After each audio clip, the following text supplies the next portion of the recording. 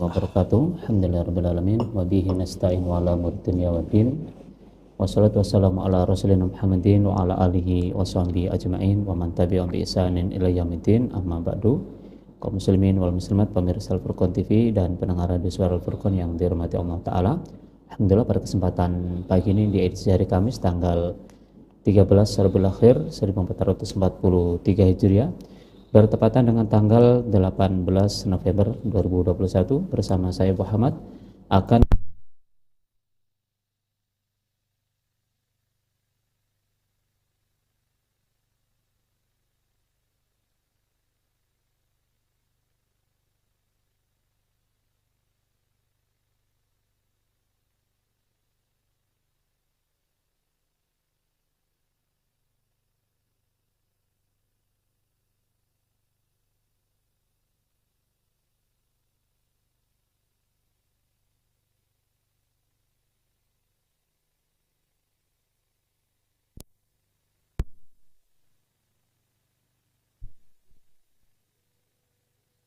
membekali dengan ilmu agama, karena sesungguhnya dengan ilmu agama itulah ibadah kita akan menjadi benar insyaallah ta'ala.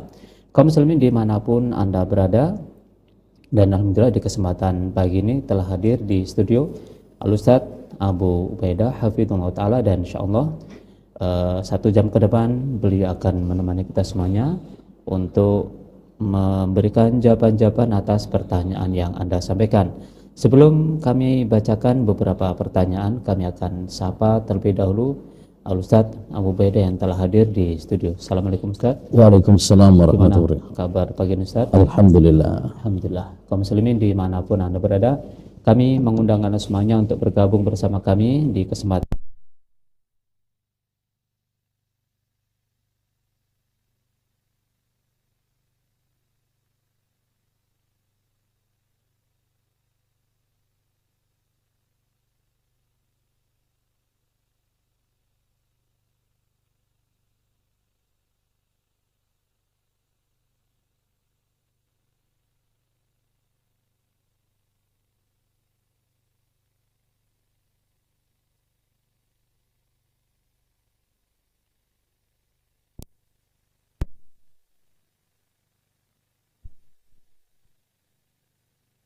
Rahmatullahi wabarakatuh. Waalaikumsalam warahmatullahi wabarakatuh. Alhamdulillah. Wassalatu wassalamu ala rasulillah. Wala hawla wala quwwata illa billah. Kaum muslimin wal muslimat, para pemirsa Al-Furqan TV dimanapun berada, yang semoga senantiasa dirahmati dan diberkahi oleh Allah subhanahu wa ta'ala. Allah subhanahu wa ta'ala menciptakan kita di dunia ini untuk sebuah tujuan yang mulia, yaitu beribadah kepadanya. Sebagaimana tertuang dalam surat Adz-Dzariyat ayat 56, Allah Subhanahu wa taala berfirman, "Wa ma khalaqtul jinna wal insa illa liya'budun." Tidaklah saya ciptakan jin dan manusia kecuali agar mereka beribadah kepadaku saja. Inilah tujuan inti kenapa Allah Subhanahu wa ta'ala menciptakan kita ada di atas dunia ini, yaitu untuk beribadah kepada Allah Subhanahu wa ta'ala. Bukan hanya sekedar makan, minum, senda gurau, berfoya-foya layaknya seperti binatang, tetapi untuk mempersiapkan bekal setelah kematian kita. Dan ibadah adalah setiap ucapan dan perbuatan yang dicintai dan diridhai oleh Allah Subhanahu wa ta'ala. Setiap ucapan dan perbuatan yang dicintai dan diridhai oleh Allah Subhanahu wa ta'ala, baik amalan-amalan yang zahir maupun amalan-amalan yang batin, itu namanya ibadah. Jadi ibadah itu luas, tidak sempit seperti anggapan sebagian kalangan. Dan ibadah kepada Allah Subhanahu wa ta'ala tidak diterima kecuali dengan 2 syarat. Syarat yang pertama yaitu ikhlas lillahi jalla wa ala. Seorang beribadah niatnya hanya untuk Allah Subhanahu wa ta'ala, bukan untuk dunia, bukan untuk sanjungan, pujian, wa ma umiru illa liya'budullaha mukhlisina lahuddin. Tidaklah mereka diperintahkan kecuali memurnikan ibadah hanya kepada Allah saja. Yang kedua, syarat yang kedua adalah mutaba'ah, yaitu beribadah sesuai dengan tuntunan Rasulullah sallallahu alaihi wasallam. Kata Nabi alaihi salatu wassalam, "Man amila amalan laisa alaihi amruna fahuwa raddun." Barang siapa yang mengamalkan suatu amalan yang tidak ada contohnya dari kami, tidak ada tuntunannya dari kami, maka amalan tersebut, ibadah tersebut ditolak oleh Allah Subhanahu wa taala. Nah, untuk mengetahui bahwa amal ibadah ini sesuai dengan tuntunan Rasulullah SAW ataukah tidak, maka kita butuh ilmu. Karena tidak mungkin kita bisa mengetahui, oh ini ada tuntunannya dari Nabi, ini tidak ada tuntunannya dari Nabi, tanpa ilmu. Dari mana kita bisa membedakan ini yang sesuai dengan petunjuk Nabi, ini yang tidak, kalau kita tidak mempelajari ilmu agama? Oleh karenanya Al-Imam Al-Bukhari rahimahullah pernah mengatakan, bab al-ilmu qabla al-qawli wal amal. Ilmu itu sebelum berucap dan sebelum berbuat. Ya, ketika kita sholat misalkan, ya, kita harus mempelajari bagaimana tata cara sholat Nabi SAW agar kita mengamalkan hadis sallu kama ra'aitumuni usolli, sholatlah sebagaimana kalian melihat saya sholat. Ketika kita haji, maka berarti kita mesti mempelajari bagaimana tata cara hajinya Rasulullah sallallahu alaihi wasallam. Ya. Karena Nabi bersabda, "Khudhu anni manasikakum." Contohlah tata cara manasik hajiku. Ya, ibadah kaum muslimin wal muslimat. Bukan dengan perasaan. Bukan sekedar dengan logika. Bukan dengan apa kata banyak orang. Tetapi ibadah harus berdasarkan dalil, berdasarkan petunjuk, tuntunan dari Nabi alaihi salatu wassalam. Ya, dengan demikian kalau kita ingin agar ibadah kita diterima oleh Allah Subhanahu wa taala, ya, maka hendaknya bagi kita untuk bersemangat mempelajari ilmu agama. Ya, dan jika kita tidak mengetahuinya, hendaknya bagi kita untuk bertanya. Ya, dahulu apa kata orang kita, ya, malu bertanya sesat di jalan. Begitu juga kalau kita nggak mau bertanya dalam perjalanan kita menuju surga, maka kita akan tersesat, ya, di jalan. Kita menginginkan untuk rute menuju surga, tetapi karena kebodohan, karena malu bertanya, ya, kita akan nyasar rute menuju neraka. Na'udzubillah min dzalik. Ya, maka mari kita bersemangat untuk menuntut ilmu agama dan senantiasa istiqamah dan senantiasa berdoa kepada Allah SWT agar Allah senantiasa menambahkan ilmu yang bermanfaat kepada kita semuanya. Demikian, wassallallahu wasallam ala nabiyina Muhammad wa ala alihi wa sahbihi ajma'in. Ya, assalamualaikum warahmatullahi wabarakatuh. Baik kaum muslimin dimanapun Anda berada, telah kita dengarkan bersama nasihat singkat yang disampaikan oleh Al-Ustaz Abu Beda sebagai pembuka di kesempatan pagi ini dalam rangkaian acara konsultasi agama. Sekali lagi kami mengajak Anda semuanya untuk bergabung bersama kami di kesempatan pagi ini untuk bertanya di nomor kami 0812 5952 1312. Anda bisa menyampaikan pertanyaannya dengan pesan singkat dengan format menyebutkan nama Anda, kemudian kota Anda serta isi pertanyaan. InsyaAllah pertanyaan-pertanyaan tersebut akan kami bacakan dan kami sampaikan kepada Al-Ustaz Abu Beda Hafizahullah Ta'ala. Baik, Waalaikumsalam warahmatullahi wabarakatuh. Ya, dengan Bapak siapa di mana ini Bapak?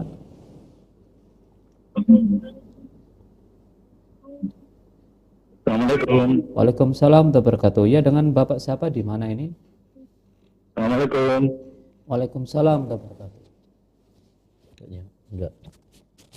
Ya, sepertinya belum tersambung salah satu penelpon di kesempatan pagi ini. Kami akan bacakan pertanyaan Ustaz yang masuk di kesempatan pagi ini dari pemirsa kami dari Ibu Yesi Nurfitriana di Cimahi, Jawa Barat. Terima kasih Ibu Yesi atas pertanyaannya. Beliau bertanya, Ustaz, apakah sholat sunnah, misalnya sholat tahajud atau sholat tarawih, seandainya di bulan Ramadan sendirian, boleh sambil memegang mushaf Al-Quran? Jika boleh, bagaimana caranya agar tidak mengganggu gerakan-gerakan sholat? Syukron wa jazakumullah khairan atas jawabannya, Ustaz. Jadi inti pertanyaan, bolehkah sholat sunnah dengan membawa mushaf Al-Quran, Ustaz? Nah, ya. Alhamdulillah, wassalatu wassalamu ala rasulillah, amma ba'd. Ya, masalah ini masalah yang diperselisihkan oleh para ulama. Ya, namun pendapat jumhur, mayoritas ulama, bahwa ya sholat sunnah dengan membawa mushaf, hukum asalnya adalah boleh. Hukum asalnya adalah boleh. Ya, berdasarkan athar dari Aisyah radhiyallahu anha, bahwasannya salah satu budaknya ketika mengimaminya pada sholat tarawih, ya, maka budaknya tersebut membawa mushaf, ya, membaca dari mushaf. Ini menunjukkan bahwasanya boleh seorang memegang mushaf untuk membaca, ya, dalam salat-salat sunnah. Namun walaupun secara hukum adalah boleh, ya, namun sebaiknya kalau bisa ini dihindari. Kenapa demikian? Ya, karena yang pertama, Rasulullah SAW tidak memegang mushaf, ya. Jadi yang lebih utama kita tidak memegang mushaf, itu yang lebih utama, walaupun boleh gitu ya. Tapi yang lebih utama, yang lebih afdal adalah kita tidak memegang mushaf. Itu yang pertama. Yang kedua, karena memegang mushaf itu ada beberapa dampaknya, dampak buruknya, ada beberapa efeknya lah. Ya, diantaranya karena memegang mushaf otomatis akan banyak gerakan-gerakan, ya, akan banyak gerakan-gerakan, dia megang, naruh, ngambil lagi, buka lagi, ya. Yang ketiga, orang ketika memegang mushaf berarti dia telah meninggalkan salah satu sunnah Nabi. Apa salah satu sunnah Nabi? Yaitu meletakkan tangan kanan di atas tangan kiri di atas dada. Karena berarti dia otomatis buka seperti ini posisinya, tangannya tidak meletakkan tangan kanan di atas tangan kiri di atas dada, ya. Dan yang ketiga juga, ya, karena orang yang membuka mushaf, ya, berarti akan menjadikan dia, ya, membebani dirinya, ya. Allah Subhanahu wa taala memerintahkan kepada kita ini untuk membaca apa yang mudah bagi kita, ya. Jadi kalau yang mudah, misalkan yang hafal adalah juz amma, ya udah, ya, baca juz amma, nggak ada masalah, ya. Tidak perlu kita merepotkan, membebani diri kita dengan apa yang kita tidak mampu. Intinya bahwa memegang mushaf dalam sholat sunnah atau sholat tarawih, ya, menurut jumhur ulama, mayoritas ulama adalah boleh. Di antaranya adalah madhab Syafi'i, boleh, ya, berdasarkan athar Aisyah tadi dan beberapa athar yang lain. Namun sekalipun demikian, lebih baik adalah tidak dilakukan, ya, lebih baik adalah tidak dilakukan. Kalaupun kita membaca mushaf mungkin karena memang dibutuhkan, ya, karena dibutuhkan, seperti kemarin pas waktu awal-awal corona itu banyak imam-imam dadakan nggak punya hafalan, ya, kemudian satu-satunya cara, ya, dia dengan memegang mushaf misalkan, ya, maka tidak mengapa, bisa caranya yaitu dengan membawa mushaf, ya, seperti ini, atau mushaf yang ada di HP. Dan yang lebih bagus lagi kalau seandainya supaya tidak banyak gerakan dan supaya kita tidak meninggalkan sunnah meletakkan tangan kanan di atas tangan kiri di atas dada, itu ya sekarang ini ada mushaf besar yang bisa untuk dibaca di depan, ditaruh ada semacam rak mushaf di depan begitu ya, yang jadi bisa ditaruh di depan, kemudian kita membaca dari itu juga bisa ya, dan itu lebih bagus supaya menghindari dampak-dampak yang tidak bagus dari memegang mushaf. Wallahu a'lam bishawab. Baik, terima kasih jazakumullah khairan atas jawaban Ustaz. Mudah-mudahan bisa difahami oleh pemirsa kami yang bertanya di kesempatan pagi ini. Nah, Ustaz, kami bacakan pertanyaan berikutnya dari mohon maaf jika salah menyebut nama, Ummu Rakshian dari Gresik. Ini ada dua pertanyaan Ustaz. Ustaz, ana sering bimbang antara dua perkara yang terjadi secara bersamaan. Ana masih belum bisa untuk mendahulukan yang paling utama menurut syar'i agar mendapat ridho Allah Subhanahu wa taala. Ini yang pertama Ustaz, tentang sholat sunnah, baik itu sholat sunnah rawatib dan dzikir selepas sholat isya, atau menenangkan anak menangis saat minta ASI, karena pada jam-jam tersebut anak seringkali sudah mengantuk. Ini yang pertama Ustaz. Jadi pilihan yang mana antara melaksanakan sholat sunnah rawatib, dzikir setelah sholat, atau menenangkan anak dengan memberikan ASI. Mungkin ini pertama Ustaz, dijawab Ustaz. Baik, alhamdulillah, salatu wassalamu ala rasulillah. Betul bahwasanya dalam menentukan ya mana yang lebih utama dari dua pilihan itu seringkali membutuhkan kecerdasan, kejeniusan, membutuhkan taufik dari Allah Subhanahu wa taala, berdoa kepada Allah Subhanahu wa taala. Ya, makanya ada namanya salat istikharah. Salat agar kita diberi kemantapan untuk memilih antara dua pilihan yang sulit. Oleh karenanya sahabat Abdullah bin Amr bin al-As pernah beliau mengatakan, laisal aqilu alladhi ya'rifu asyarra minal khair. Orang yang cerdas itu bukan orang yang bisa membedakan mana yang baik dan yang buruk.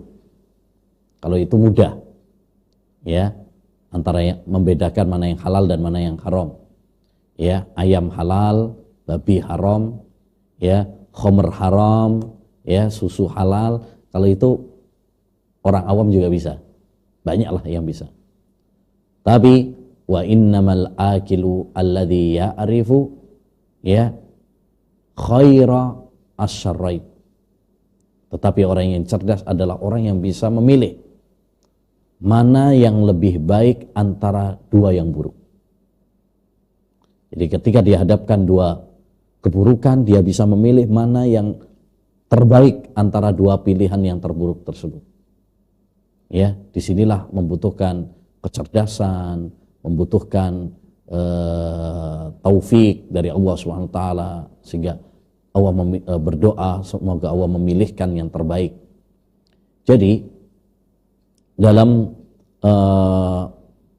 menghadapi pilihan-pilihan tersebut antara dua pilihan ya yang sama-sama baik, maka kaidah secara umum adalah selagi kita bisa mengamalkan ya, menggabungkan antara dua kemaslahatan, maka itulah yang harus kita lakukan.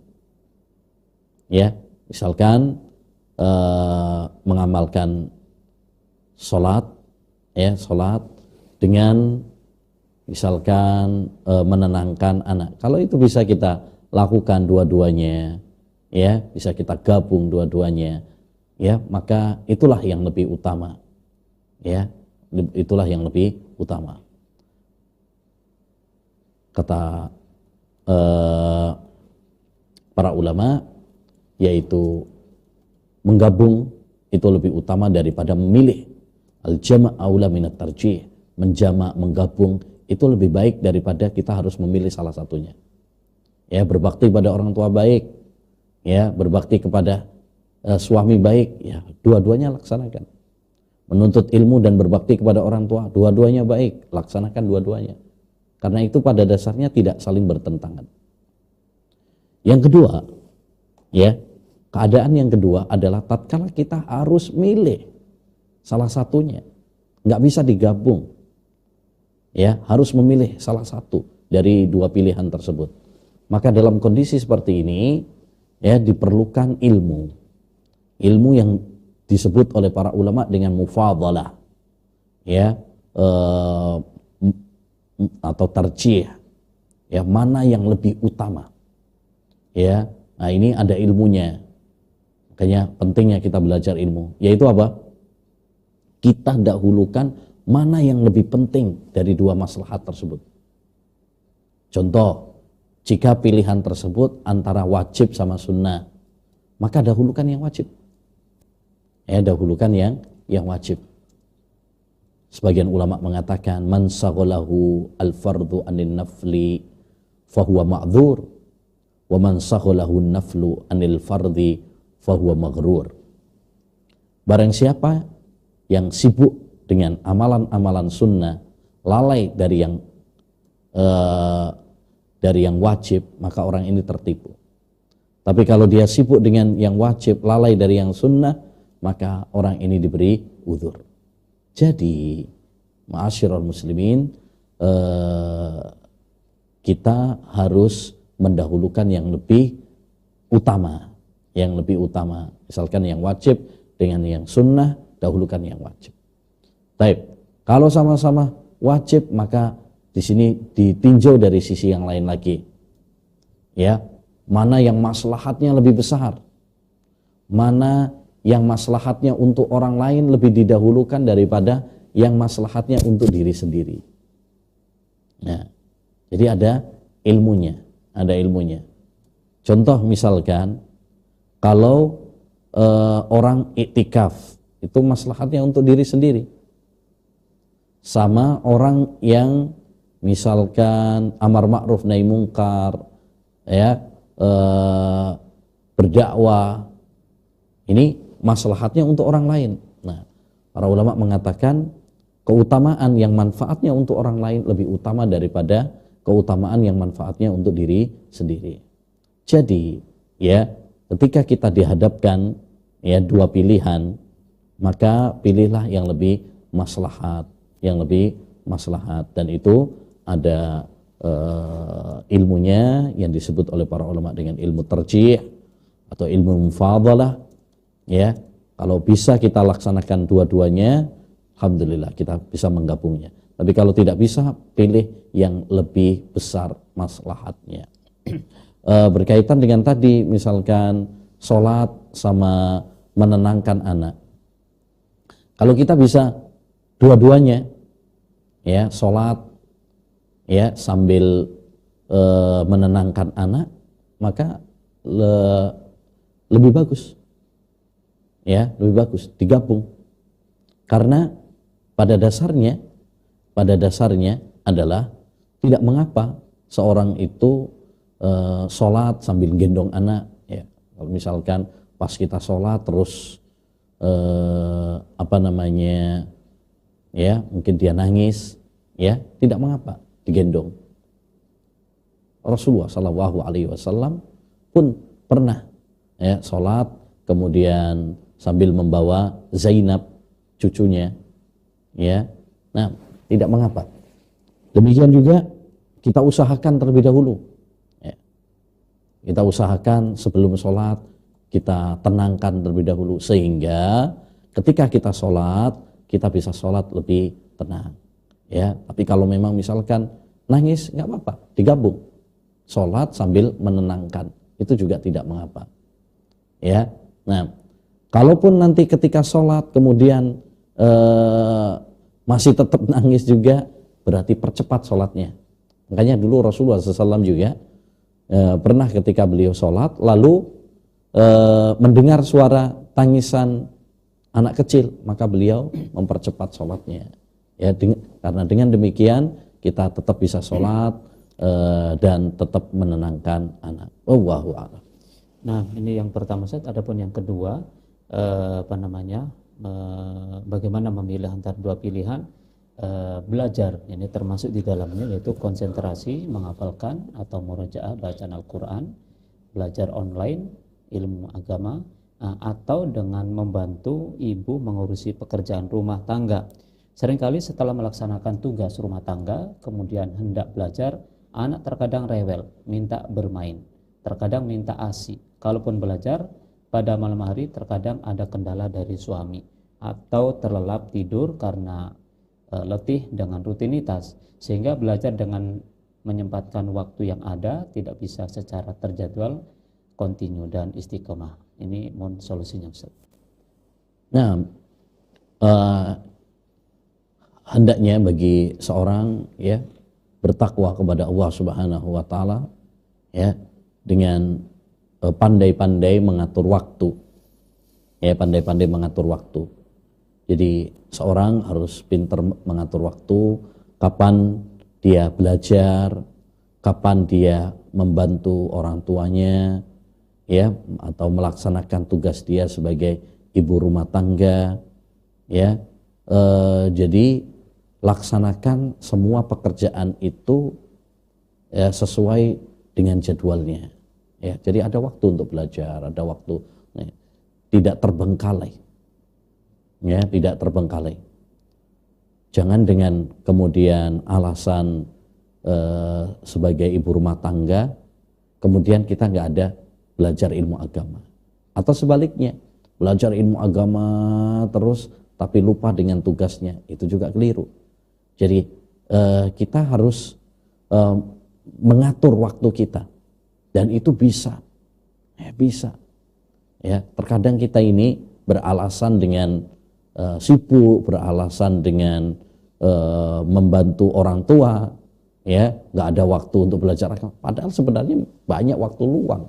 Kitanya saja yang tidak bisa mengatur waktu.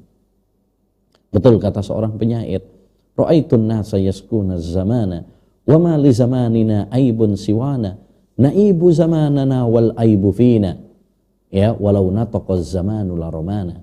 Aku sering bertemu dengan orang, dia mengeluhkan tentang waktu. Oh, saya sibuk, ya, nggak punya waktu begini dan sebegini. Ya, padahal yang kita yang salah karena nggak pandai mengatur waktu. Ya, andaikan waktu bisa berbicara, dia akan protes kepada kita. Dia akan marah sama kita. Karena kita menyalahkan waktu, padahal sebenarnya yang salah bukanlah waktu, tapi kita. Jadi intinya atur waktu dengan sebaik-baiknya, ya, atur waktu dengan sebaik-baiknya. Melaksanakan tugas ibu rumah tangga ada, kita belajar juga ada, sempatkan, ya, karena itu juga untuk kebaikan diri kita. Ya, kita belajar ilmu agama itu untuk kebaikan diri kita. Dan alhamdulillah sekarang itu kita dipermudah sekali belajar ilmu agama. Ya, dengan kita mendengarkan radio, dengan kita nyantai sekarang seperti ada TV Al-Furqan TV ini, ya, bisa dilihat pakai aplikasi HP bisa. Jadi sambil nyantai nyuapin anak tetap dengarkan. Ya, jadi istilahnya dipermudah sekali sekarang ini, ya, sehingga tidak ada alasan bagi kita untuk nggak belajar ilmu agama. Tentunya semuanya dengan semampu kita, ya, dengan semampu kita. Kalau memang tidak mampu, ya, Allah Subhanahu wa taala tidak membebani di luar dari kemampuan kita, ya. Tapi intinya semangat yang tinggi, kemudian berdoa kepada Allah Subhanahu wa taala dan pandai-pandai mengatur waktu. Ya, itulah kunci Allah memberkahi kita. Wallahu a'lam. Baik, terima kasih jazakumullah khairan atas jawabannya Ustaz. Mudah-mudahan bisa dipahami oleh ibu penanya di kesempatan pagi ini. Kaum muslimin dimanapun Anda berada, kami masih memberikan kesempatan kepada Anda untuk bertanya di pagi hari ini. Sampaikan pertanyaan Anda di nomor kami 081259521312. Anda bisa bertanya dengan pesan singkat di nomor tersebut dengan format menyebutkan nama, kota Anda, kemudian isi pertanyaan Anda. Nah, Ustaz, kami akan bacakan pertanyaan berikutnya dari ini Mbak Lia di Jawa Timur. Terima kasih Mbak Lia atas pertanyaannya. Ustaz, saya adalah seorang akhwat yang hampir berusia 29 tahun. Alhamdulillah sudah menemukan calon yang baik agama dan akhlaknya. Akan tetapi orang tua tidak menyetujui karena jarak yang terlalu jauh si calon suami tersebut. Jika ayah menolak menjadi wali tanpa alasan syar'i tersebut, apakah kewalihan boleh diserahkan ke wali hakim? Dan apakah yang dimaksud dengan wali adol? Syukron atas jawabannya, Ustaz. Allah musta'an. Apabila ada seorang pemuda yang melamar dan dia baik akhlaknya, akidahnya, agamanya, tapi orang tua tidak setuju karena tempatnya jauh gitu ya. Taib. Pada dasarnya, ma'asyiral muslimin wal muslimat rahimani wa rahimakumullah, seorang istri itu apabila menikah ya ngikut kepada suami, maka yang paling penting bagi seorang orang tua adalah bagaimana menitipkan anaknya tersebut kepada laki-laki yang saleh. Ya, masalah dekat, masalah jauh, ya, dan sebagainya itu sebenarnya bukanlah suatu alasan penting ya, bukan alasan penting. Kenapa demikian? Karena yang namanya istri memang mengikut kepada suami, ya. Itu poin yang pertama. Poin yang kedua adalah ketika kita menghadapi masalah seperti ini, yaitu ada pemuda yang ingin melamar kita tapi orang tua tidak setuju. Ya. Tentu ini bukan alasan yang kuat seperti tadi yang saya sampaikan, tapi kita juga harus tetap menjaga adab kita kepada orang tua, bakti kita kepada orang tua. Ya, mungkin orang tua ingin agar kita tidak terlalu jauh dari orang tua. Ya, namanya orang tua, dia ingin dekat dengan anak-anaknya, apalagi kalau sudah tua. Oleh karenanya, ya, walaupun itu bukan alasan yang kuat sebenarnya, tapi kalau itu adalah pilihan dan keputusan orang tua, hendaknya bagi kita sebagai seorang anak untuk menghormati ya keputusan orang tua dan berusaha untuk tidak menyelisihi keputusan orang tua. Yakinlah bahwa ketika kita mengikuti ya keputusan orang tua, keinginan orang tua dengan niat untuk berbakti kepada kedua orang tua kita, ya yakinlah bahwasanya itu adalah pilihan yang terbaik bagi kita. Ya, maka yang saya sarankan ya, walaupun sebenarnya alasan orang tua tidak terlalu kuat, ya, tapi karena yang saya katakan tidak terlalu kuat karena memang yang paling inti itu adalah agama. Tapi ya dalam posisi kita sebagai seorang anak, kita hendaknya berusaha membahagiakan orang tua kita, tidak menyelisih orang tua kita. Ya, kita tahu betapa tingginya kedudukan orang tua. Kalau kita niatkan kita berbakti kepada orang tua kita, ya, kita ingin membahagiakan orang tua kita, ya, insya Allah Allah Subhanahu Wa Taala tidak akan menyia-nyiakan kita. Allah Subhanahu Wa Taala akan memilihkan yang terbaik untuk kita. Ya, ketika orang tua tidak menyetujui laki-laki tersebut karena jauh, ya, dan kita mentaatinya karena berbakti kepada kedua orang tua, insya Allah Allah akan ganti yang lebih baik. Allah akan ganti yang lebih baik. Karena pandangan kita, penilaian kita terkadang berbeda dengan orang tua. Mungkin menurut kita dianya baik agamanya, tapi mungkin orang tua ada pandangan-pandangan yang lain. Ya, nah, tapi kita serahkan kepada Allah. Allah yang lebih tahu apa yang terbaik bagi kita. Karena manusia itu terbatas. Mungkin menurut kita secara kasat mata baik, tapi ya ternyata tidak. Jadi serahkan kepada Allah Subhanahu wa taala. Ketika kita bertawakal, ketika kita berbakti kepada kedua orang tua, insya Allah Subhanahu wa taala akan memberikan jalan keluar yang terbaik. Wallahu a'lam. Baik, terima kasih jazakumullah khairan atas jawabannya Ustaz. Mudah-mudahan ini menjadi solusi bagi penanya di kesempatan pagi ini. Dan Ustaz, kami akan bacakan pertanyaan berikutnya dari Bapak Abu Fitriah yang ada di Sidoarjo. Terima kasih jazakumullah khairan Bapak Abu Fitriah yang telah bertanya di kesempatan pagi ini. Isi pertanyaan Ustaz mau bertanya tentang sholat sunnah qobliyah duhur yang 4 rakaat. Bagaimana kaifiyahnya? Apakah dilaksanakan 4 rakaat langsung salam atau 2 rakaat salam, 2 rakaat salam? Jazakumullah khairan atas jawabannya Ustaz. Boleh dua-duanya. Boleh 1 salam, jadi 4 rakaat langsung. Boleh juga 2 rakaat, 2 rakaat. Ya, boleh juga 2 rakaat, 2 rakaat. Jadi ada 2 sifat, ya. 4 rakaat tersebut. Jadi 2 rakaat, 2 rakaat, jadi 2 kali salam. 2 rakaat, salam, kemudian berdiri, melaksanakan 2 rakaat lagi, kemudian salam. Yang kedua adalah sekali salam, yaitu 4 rakaat langsung, nggak pakai tasahud pertama, langsung 4 rakaat, kemudian ditutup pada rakaat yang keempat dengan salam. Dua-duanya boleh, ya, dua-duanya boleh. Ini seperti yang disebutkan oleh penulis buku Buhyatul Mutatawwi, ya, Syekh Dr. Muhammad bin Umar Bazmul.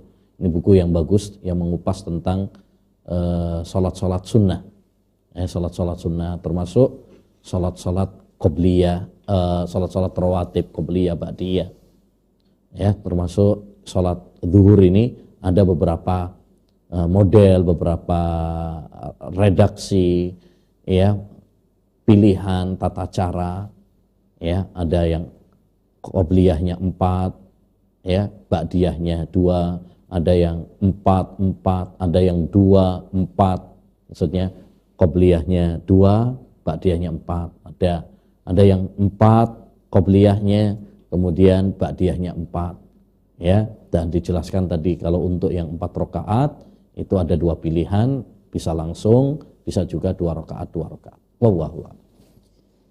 Nah, jazakumullah khairan atas jawabannya Ustaz. Mudah-mudahan bisa memberikan solusi bagi Bapak yang bertanya, dan kami bacakan pertanyaan berikutnya Ustaz dari hamba Allah yang ada di Surabaya, tidak menyebutkan namanya. Ustaz Afan, solusinya meninggalkan maksiat itu bagaimana? Seseorang rajin sholat tetapi maksiat juga tetap aktif. Mohon solusinya Ustaz.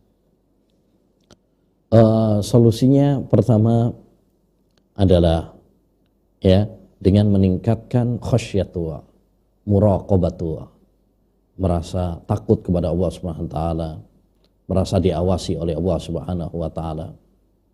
Ya, dimanapun kita berada, ya, tanamkan pada diri kita, Allah melihat kita, Allah menyaksikan perbuatan kita, Allah mendengar ucapan kita. Yang kedua, ingat mati, ya, sering-sering ingat kematian. Khawatirlah ketika kita melakukan kemaksiatan, ya, Allah Subhanahu wa taala mencabut nyawa kita. Allah Subhanahu wa taala mengirimkan malaikat maut, ya, saat kita bermaksiat kepada Allah Subhanahu wa taala. Sebab kita tidak pernah tahu kapan Allah Subhanahu wa taala akan mencabut nyawa kita. Yang ketiga, hendaknya kita menyadari bahwasanya ketika orang itu maksiat gak ada faedahnya. Ya, justru akan membuat dia gundah, gelisah, galau, stres, ya, sempit dadanya. Jadi nggak ada manfaatnya. Oleh karenanya tinggalkan. Ya, hendaknya bagi kita untuk beribadah kepada Allah, beriman, beramal saleh, ya, menjauhi maksiat, karena maksiat ini banyak dampak buruknya. Kemudian yang ketiga, hendaknya kita ini malu sama Allah SWT. Allah SWT sudah banyak memberikan nikmat kepada kita, kemudian kita malah maksiat kepadanya. Ya, nah ini kita hendaknya malu sama Allah Subhanahu wa Ta'ala. Ada buku yang bagus, ya, yang ditulis oleh Syekh Abdul Razak bin Abdul Muhsin Al-Abbad, Bawa'isul Khalas minadz dzunub. Ini faktor-faktor agar kita terhindar dari maksiat. Ada 10 poin di situ. Ya. Nah, salah satu sebagiannya tadi yang sudah kita sampaikan, ya, kuatkan muraqabatullah, ya, kuatkan khasyatullah, rasa takut kita kepada Allah. Kemudian ingatlah mati. Kemudian malulah kepada Allah SWT atas nikmat-nikmat yang Allah berikan. Sadarilah bahwasanya maksiat itu hanya membuat perih, ya, hati kita, sesak dada kita. Ya. Dengan kita menyadari hal-hal tersebut, insya Allah Allah akan menghindarkan kita. Memang butuh perjuangan menghindari maksiat. Walladzina jahadu fina lanahdiyannahum subulana. Kita harus berusaha melawan hawa nafsu kita, karena hawa nafsu seringkali mengajak kepada maksiat. Innan nafsa la'ammaratun bisu. Sesungguhnya hawa nafsu sering mengajak kepada kemaksiatan. Tapi dengan kita berjihad, dengan kita berusaha melawan hawa nafsu kita, ya, dengan berdoa kepada Allah Subhanahu wa taala, insyaallah, ya, Allah Subhanahu wa taala akan memberikan pertolongan kepada hamba-hambanya. Wa amma man khafa maqama rabbih wa nahan nafsa 'anil hawa fa innal jannata hiyal ma'wa. Adapun orang-orang yang takut kepada Allah Subhanahu wa taala dan dia melawan hawa nafsunya, mengekang hawa nafsunya, maka surga adalah tempat, ya, baginya, ya, tempat kembali baginya. Jadi cara kita meninggalkan dosa, ya, hal yang paling penting adalah muraqabatullah, khasyatullah, terutama zaman sekarang, zaman yang penuh dengan ujian, ya, fasilitas-fasilitas maksiat terbentang, ya. Kuatkan iman, kuatkan khasyatullah, kuatkan muraqabatullah, ya, dan itu bisa kita lakukan dengan kita sering, ya, membaca Al-Quran, sering menuntut ilmu, menghadiri kajian-kajian, sering mengingat kematian, ya. Nah, Allahu a'lam bishawab. Baik, terima kasih jazakumullah khairan atas jawabannya Ustaz, dan kami akan bacakan pertanyaan berikutnya dari Bapak Danu yang ada di Surabaya. Terima kasih Bapak Danu atas pertanyaannya disampaikan di kesempatan pagi ini.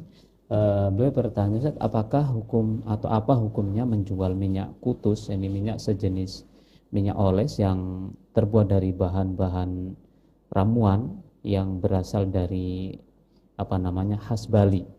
Nah, ini bagaimana menjual minyak tersebut dan bagaimana pula menggunakannya, Ustaz? Jazakumullah khairan atas jawabannya, Ustaz. Jadi adapun bahan herbalnya itu dari sejenis minyak kelapa, temulawak, kayu gaharu dan lain-lainnya, Ustaz. Jadi tentang penjualannya itu bagaimana hukumnya, kemudian penggunaannya, Ustaz. Nah, mohon solusinya, Ustaz. Saya tidak tahu pasti, ya, tentang barang tersebut, tapi, ya, kalau tidak mengandung unsur-unsur yang haram, berarti kita kembalikan kepada kaidahnya, ya, kaidah asalnya, ya. Kaidah asal dalam jual beli itu adalah halal, ya. Kalau memang hanya sekedar ramuan-ramuan, ya, herbal, ya, dari tadi temulawak dan sebagainya, maka hukum asalnya adalah boleh, ya, hukum asalnya adalah boleh. Yang nggak boleh itu kan ada pelanggaran-pelanggaran terhadap syariat, mungkin, ya, dari babi atau memabukkan, ya, atau ada unsur-unsur, ya, kesyirikan. Nah, itu yang tidak diperbolehkan. Tapi kalau hanya sekedar dari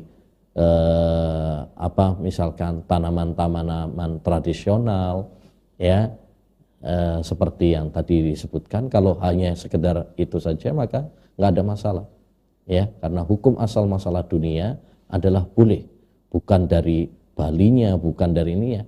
Sekarang maksudnya barang tersebut ya mengandung keharaman apa tidak? Kalau tidak mengandung keharaman maka nggak ada masalah, ya, tidak masalah, karena hukum asal masalah dunia adalah boleh. Allah Subhanahu wa taala berfirman, "Walladzi khalaqalakum ma fil ardi jami'a." Dialah Allah Subhanahu wa taala yang menciptakan untuk kalian apa yang ada di muka bumi ini. Yakni Allah telah mempersilahkan kita, silahkan pakai, ya, manfaatkan selama itu adalah untuk kebaikan. Demikian juga Nabi SAW mengatakan, "Antum a'lamu bi umuri dunyakum." Kalian lebih tahu. Cuma kalau tapi ternyata hadisnya tidak sahih. Nah, ini kan akhirnya apa? Kita memasarkan hadis-hadis yang tidak sahih, ya, kepada masyarakat akhirnya. Nah, ini dampak buruknya seperti itu. Alhamdulillah kitab Ihya Ulumuddin sudah diringkas, dipilah, ada dipilah oleh Ibnul Jauzi kemudian dipilah lagi oleh Imam Ibnu Qudamah dalam kitabnya Mukhtasar Minhajil Qasidin. Ya, saya sarankan kalau kita ingin mencari pembahasan-pembahasan yang ada dalam kitab Ihya Ulumuddin, terutama dalam adab dan tazkiyatun nufus, ya, mendingan yang ini kan, karena sudah terseleksi, ya, sudah diseleksi. Secara umum memang kitab Ihya Ulumuddin secara muatan materinya materi yang bagus, ya, materi tazkiyatun nufus, ya. Cuma tadi, ya, banyak disusupi dengan hadis-hadis palsu, disusupi dengan ilmu kalam, ya. Kemudian juga ada beberapa paham-paham tasawuf di situ. Nah, ini kalau bagi kebanyakan orang atau pemula, ya, ini berbahaya karena nggak bisa membedakan. Maka yang paling bagus, ya, mungkin cari yang ringkasannya, ya, atau tadi Mukhtasar Minhajul Qasidin Ibnu Qudamah. Ini kitabnya tidak terlalu tebal, ya, dan sudah diringkas, sudah diseleksi, ya, insya Allah lebih selamat, ya, lebih selamat. Wallahu a'lam. Baik, terima kasih jazakumullah khairan atas jawabannya Ustaz. Mudah-mudahan bisa difahami oleh pendengar kami yang ada di Bogor. Baik Ustaz, sebetulnya waktunya mendekati habis, namun untuk mengakhiri rangkaian acara konsultasi agama di kesempatan pagi ini akan kami bacakan satu pertanyaan lagi dari Ibu Umu Adi yang ada di Purwakarta. Kami ucapkan terima kasih jazakumullah khairan atas pertanyaannya di kesempatan pagi ini. Ustadz, bagaimana caranya kalau kita sholat di akhir malam? Ana biasa sholat 2 rakaat dulu dengan niat sholat tahajud, terus dilanjut dengan 3 rakaat dengan niat sholat witir. Apakah cara seperti itu benar atau bagaimana Ustadz? Jazakumullah khairan atas jawabannya Ustadz. Sholat tahajud, ya, atau sholat malam, sholatul lail, atau kalau Ramadan namanya sholat tarawih, ya, memiliki beberapa sifat, ya, tapi secara umum yang paling bagus dan paling sering dilakukan oleh Nabi SAW adalah 2 rakaat. Sholatul laili mathna. Sholat malam itu 2 rakaat. Itu yang paling bagus. Seperti halnya ketika kita sholat tarawih itu, ya, itu sholat malam juga. Cuma kalau Ramadan orang bilang sholat tarawih, ya. Kalau nggak Ramadan tahajud, ya. Jadi 2 rakaat. Nanti kalau boleh 2 rakaat, boleh 4 rakaat, boleh 6 rakaat, boleh 8 rakaat, ya. Kemudian kalau kita pengen witir, boleh 1 rakaat, boleh 3 rakaat, ya. Kalau tadi misalkan 2 rakaat kemudian ditutup dengan 3 rakaat, ya boleh juga, ya, boleh, ya, karena pertama sholat malam itu sendiri adalah sholat sunnah, ya, sholat malam itu sendiri adalah sholat sunnah. Kemudian yang kedua, Rasulullah SAW tidak membatasi, ya.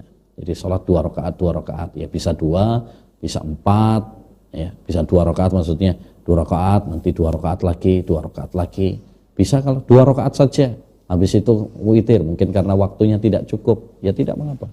Ya, tidak mengapa. Wallahu a'lam.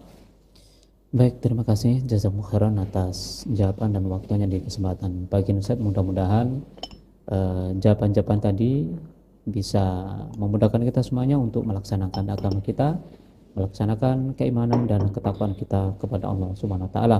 Kami ucapkan pula terima kasih jazakumullah khairan kepada para pemirsa yang telah bertanya di pagi hari ini. Mudah-mudahan Allah taala senantiasa memberikan taufik serta hidayahnya kepada kita semuanya. Ingin sebetulnya kami bacakan pertanyaan-pertanyaan yang lain, namun karena keterbatasan waktu sehingga tidak bisa kami bacakan pertanyaan-pertanyaan yang masuk di kesempatan bagian. InsyaAllah akan kami bacakan pada waktu yang lain bi'idznillah tabaraka wa ta'ala. Kaum muslimin, dari saya Muhammad dan kami ucapkan Ustaz terima kasih atas waktu yang disampaikan di kesempatan pagi ini, dan kaum muslimin dimanapun Anda berada, dari saya Muhammad mohon pamit. Dari Anda semuanya insyaallah akan hadir kembali di kesempatan yang lain. Barakallahu fikum, subhanakallahumma bihamdika, asyhadu an la ilaha illa anta, astaghfiruka wa atubu ilaik. Assalamualaikum warahmatullahi wabarakatuh.